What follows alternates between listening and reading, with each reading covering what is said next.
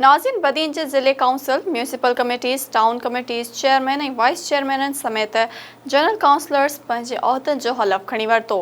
इन हवाले सां वधीक ॾिसूं था इमरान अब्बास जी हिन रिपोर्ट में। मकानी चूंडनि जे ॿिए मरहले में ज़िले बदीन जे 8 यूनियन काउंसिल, 10 टाउन कमेटीज़ ऐं 2 म्यूनिसिपल कमेटीज़ में कामयाब थींदड़ चेयरमैन, वाइस चेयरमैन ऐं मेंबरनि पंहिंजे उहिदे जो हलफ़ खणी वरितो। ज़िले काउंसिल जे चूंडियल मेंबरनि खे डिस्ट्रिक्ट काउंसिल हाल बदीन में एडिशनल डिप्टी कमिश्नर 1 नजीबुर रहमान जमाली हलफ़ खणायो। इन खां अलावा असिस्टेंट कमिश्नर बदीन शफ़ीक अहमद आरे सर मुन्नू भाई थैलेसीमिया केयर सेंटर बदीन जे हाल में chairman, vice chairman, general councils, town committee कढण ऐं टाउन कमेटी निंदो जे काउंसलरनि खे पिणु हलफ़ खणायो। इन मौक़े ते चूंडियल अहदेदारनि जो चवणु हो त 4 साल चेयरमैन थी रहियो आहियां पंहिंजी यूसी में। हाणे बि आवाम जी मदद सां चेयरमैन थी आहियां, ख़िदमत कंदासीं। असांखे यूनियन काउंसिल कालीकाज जे माण्हुनि असां ते एतमाद करे हज़ारे माण्हुनि असांखे वोट ॾिनो आहे। असीं इंशाअल्लाह माण्हुनि जी ख़िदमत कंदासीं।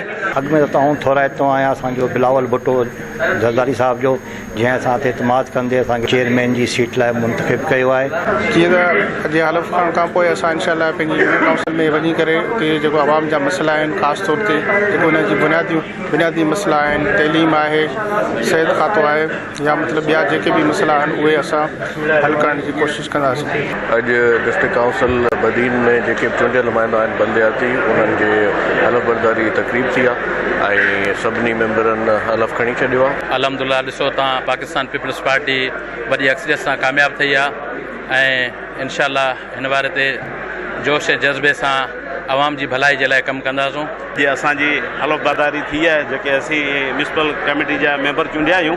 इंशाअल्लाह पीपल्स पार्टी असांखे हिकिड़ो नामज़द कयो आहे। इन खां अलावा तहलके शहीद फाज़ल राव, तहलके मातली, तहलके टनो बागो ऐं तहलके तलार जे असिस्टेंट कमिश्नर पंहिंजे तहलकनि में यूनियन काउंसिल जे chairman, vice chairman, general council ऐं लाॻापियल टाउन कमेटीज़ जे मेंबरनि खे पिणु हलफ़ खणायो। कैमरामैन बाग़ अली सां इमरान अब्बास, SS न्यूज़ बदीन।